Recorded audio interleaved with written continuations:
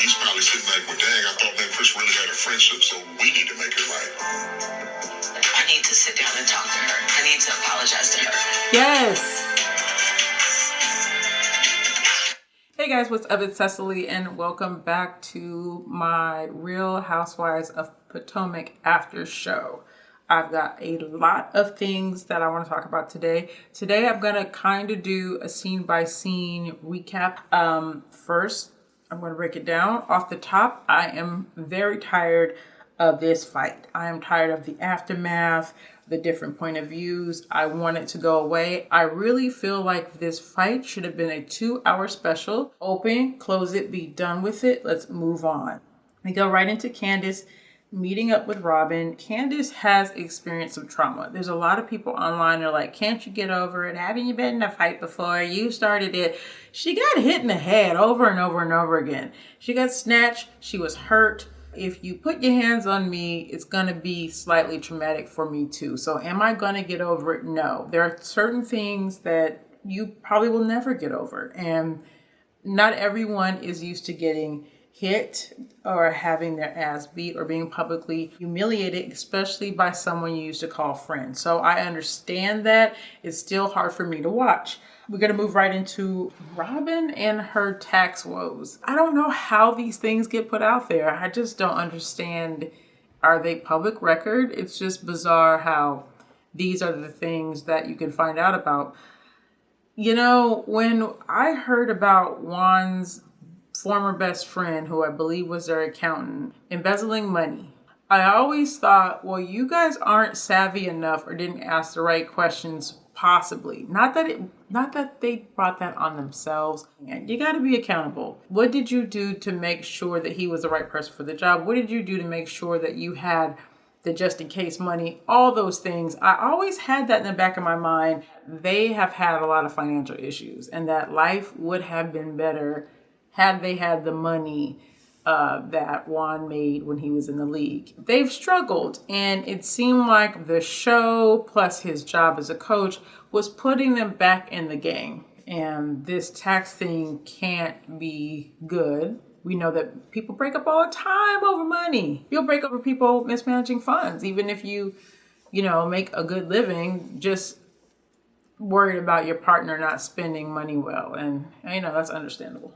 These financial issues are avoidable. You could look at a couple and say, well, they haven't gone through this. For some reason, you and your partner keeps going through financial issues, then, you might change your partner just for some peace.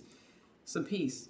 Nobody wants to deal with that. We move on to the trip to Surry County. Surry County is a place I've never heard of. My parents are from the South. My dad's from Alabama. My mom's from New Orleans. So got a kind of a Southern upbringing by way of my Southern parents in Sacramento, California. She's speaking my language. I read that a lot of people said, oh, this is boring. It's not Love and Hip Hop. It's not glitz and glamour. It's not Beverly Hills. But this is where a lot of us come from. And so I was patient even with myself and just trying to enjoy this portion of the show. Right off the top, I'm confused. We all actually overhear a phone call between Monique and Karen, and then Giselle's listening silently. And I just wanted to play that audio so we could have it fresh. Where be it? What's up, babe? Hey, what's up, girlie? What you up to? Karen, Giselle, and I are here in Surry, Virginia. Yep. We just rode a combine. That's right. Oh, I hate on listening. How are you? I just been feeling like Drake. I'm sorry. Are you okay? I just been on edge. Well, I gotta tell you, I never thought my two friends would end up at such opposite ends. At the end of the day, the sad thing about Candiace is, if it wasn't me, it would have been somebody else. Jesus. Oh my God. It's all just dumb and lies. I'm just gonna try to get some rest. All right, babe. Love you, ladies. Bye. There's more. This is crazy. I can't. Like, you beat somebody's ass, and you were dead wrong. Candiace should have pressed charges that night. I said to Candiace, if it were me, and I felt as strongly as Candiace has been speaking to me, I would look into what can I do legally. Does Monique know you've had that conversation, though, with Candiace? I believe she has, but I'm going to make sure considering that Candiace looked. Okay, so that threw me for a loop because Karen has been very, very neutral in this situation almost perfectly. She has not leaned too far in either direction before now. And that's what we know because we see it on camera.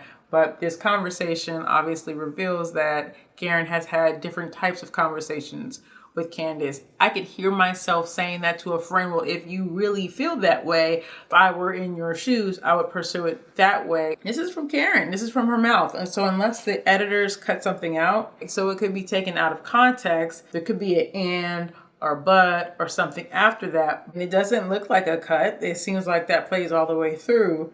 That's how she left that. I think that we see a preview later on of her addressing what advice she might have given Candiace. At this point, with, having the recent experience of hearing Monique say she's not sorry, it seems like that's probably a good place to go because she's not remorseful. It could happen again. You might need to get ahead of this and let her know that you're not one to mess with. So that's how I feel about that. Moving on to Karen's story. I love that Karen shared the story. She mentions that they were slaves on this land and they actually bought the plantation from the owners. This was a common story. Many of the Africans post-slavery that became sharecroppers, and they gave you a little bit of money and worked the same land that you were probably born on or forced to work on. Many of them were able to buy the farms that they were slaves on because there was a whole breakdown. Economic wealth kind of changed where people no longer had people working for free. You had to pay for folks to work for you. So not everyone could sustain their businesses. And so a lot of Black people went into business because this is something that they did very well. My dad grew up on a farm. My grandmother had her own farm. My grandfather lives on the land that his great-great-grandfather, the white man that owned his family, who got with the slave and had a bunch of kids, he built a house for her, and that land is still in our family to this day. A lot of us don't know where we come from. These kinds of stories tie us to the past. So even if you don't know who your immediate family might be, or your grandparents or your great-grandparents, it's likely they have a story like this. And I'm really glad that Bravo is sharing that. I don't really get into the hijinks. Let's shuck some corn and let's go milk a cow. But I really liked that Ashley got on the tractor and we got to see one of the things their family does. This reminded me of the time that I saw Giselle in New Orleans and they were doing, I think like a Mardi Gras thing or something like that, a parade of sorts or something. I like that this show does infuse historical Black culture, things that are outside of what America or the world thinks is considered to be Black culture. You can't take this history. This is our stuff. And I like that they shared that. I thought it was really touching where Karen shares her experiences of growing up in the church. Again, I grew up in the church too. My dad was a pastor and I spent several days a week at church all the way up until I was an adult. And that was a place where I learned a lot of my beliefs come from. A lot of things happened there. It's just so many layers. So I can imagine Karen losing her parents and being in that same place and being there without them. That must have been really hard. I really appreciate that she's so transparent with what she's going through and her loss, because she could hide this from us, but there's so many people that can relate. And there's so many people that have had really great upbringings and love their parents and miss them. A lot of times we hear about tragic things that have happened to people in their childhoods. And it's like, hey, this woman had a happy life. She misses her parents. She had a good upbringing. It's okay for us to show those types of people too. Like, those people exist. So I'm into it. This last part that I will go into is the meeting between Chris, Monique, and her pastor and his wife. There's a part of me that would be like kind of petty and say, how well does she know these people? Because when she addressed the pastor and his wife, the wife didn't soften up. She didn't give her she seemed very stoic, and I don't know, maybe she's nervous about the cameras or whatnot. Nonetheless, that's not important. What's important is what was shared between them. And I'm going to play that for you now. Hello. Hey, what's up, y'all? Hey, what's up, Pastor? Hey, First Lady. Thank y'all for coming. Appreciate it. So the best thing I can do is just try to get to the bottom of it and get more understanding. I finally feel like my adrenaline has calmed since I talked to y'all last week. You had mentioned blacking out. Yeah. Talk about that. The last thing I remember is she was in my face. Going back and forth. All of this provoking. And I think that was that. Maybe I was at my tipping point in that moment. Where do we get to the point that there is an explosion? That's not me. I'm not a hostile person.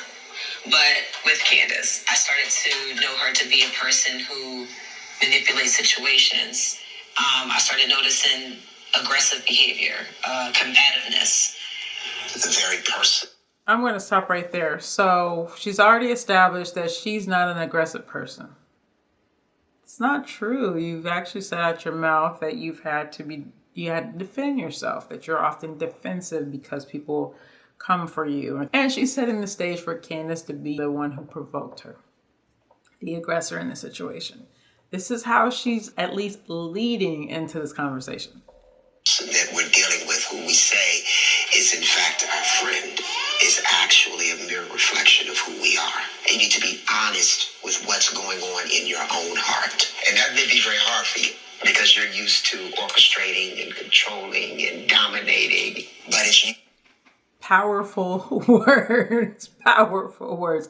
You are used to controlling and dominating. You don't feel comfortable unless you are in control. You like to be in situations where you dominate. So people are not free to be themselves, or those people don't exist around you. You're only around people that will listen and do your bidding.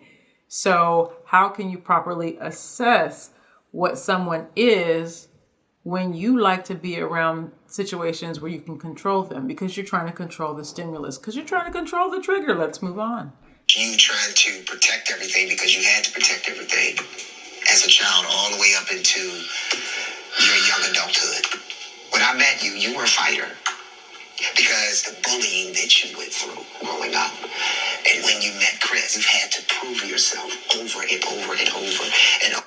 So first season that Monique is on there, we meet Chris's mom, and Chris's mom is coming for Monique, and she's calling her ghetto and really saying that she's not a good fit for her son. And she's probably witnessed some things. She's probably heard some things. And so Monique, beautiful, smart girl. I'm sure she's very talented in things. We all have our talents. But she's the one that he chose. Still, it's obvious she feels like she's just not good enough. In the review I did with my daughter a couple reviews ago, I noted, it's just something about wanting to belong in this group that's really important to her. But it's not really about them in particular. This is some old stuff. There's some old trauma that every time you get around these types of people and they don't accept you, it's just another slap in the face. And you may never, ever be at that place. You may never gain the good graces or the acceptance that you want. And he's hitting the nail right on the head. And over again. You've been in survival mode since a kid. All of those things perhaps came to bear in that moment.